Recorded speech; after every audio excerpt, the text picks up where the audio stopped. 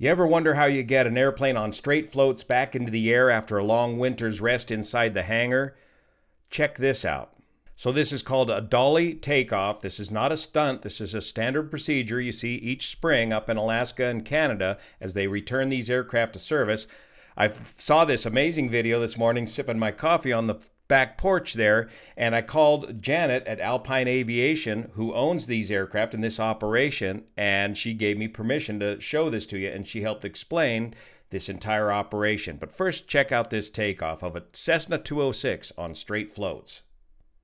Runway 32 at Miami Dolly, cross your 2 until further advice.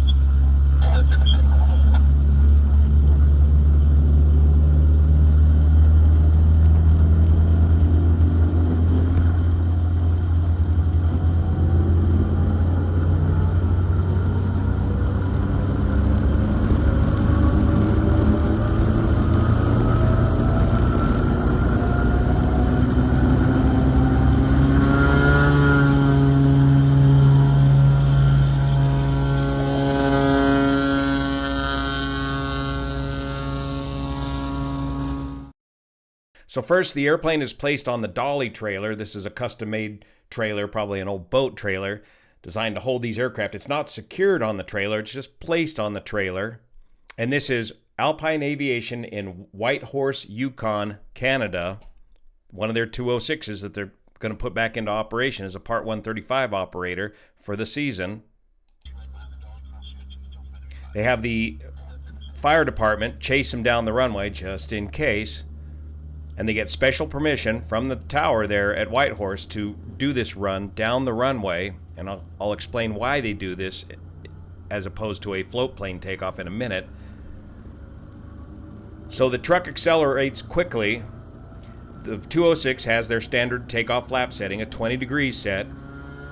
And when they reach a good enough flying speed, he cobs that beautiful IO 550 Continental fuel-injected engine to full power and simply lifts off the trailer, achieves enough altitude to clear the top of the truck, continue the climb, and then accelerate and fly out in front of and beyond the truck. And from there, they'll go back out to the lake to land and resume their summer operations. Next, let's check out this 3,000-pound de Havilland Beaver on straight floats, get the Dolly takeoff treatment. Powered by the 985 Pratt & Whitney engine.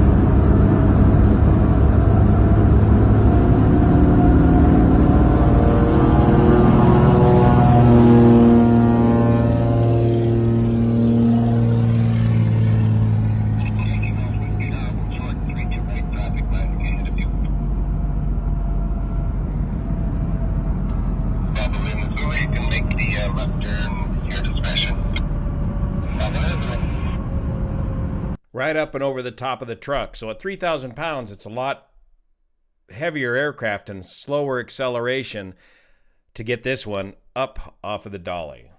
So I called Janet up there, the office manager at Alpine Aviation, and had a great conversation with her, and she granted me permission to show you these videos and reproduce them here, and then explain why they do this.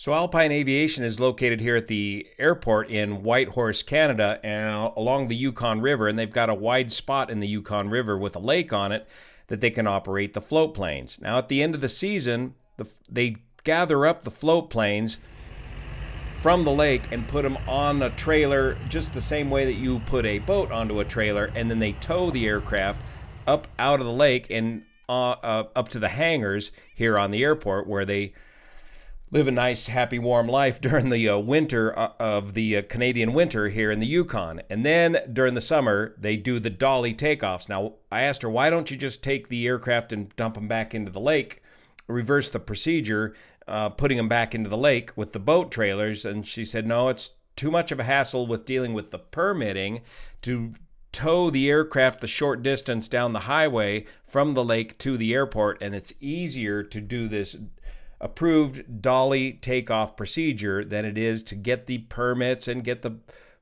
aircraft towed back down to the lake and dropped back into the water. So that's why they're doing the Dolly takeoffs at Alpine Aviation in Whitehorse, Canada. Just a fascinating little insight into some backcountry flying operations commonly seen here in Canada and Alaska. Thank you so much for your support of this channel, especially the folks over on Patreon that make this content possible. See you here.